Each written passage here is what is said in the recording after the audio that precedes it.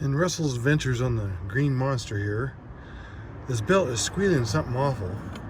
I've got my bar on the tensioner here, but if I put my finger in this belt, I don't even see it with the camera, but it is really loose. I mean, it's ridiculously loose.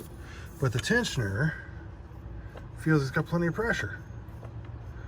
And I don't know if that's enough, but it's got plenty, and that belt is loose. So I'm wondering if there's something else wrong. There is a leak. The belt looks dry, but I wonder if there's something else holding it up. And it's kind of hard to get your fingers down there and test the tension in other places, but that feels pretty good to me.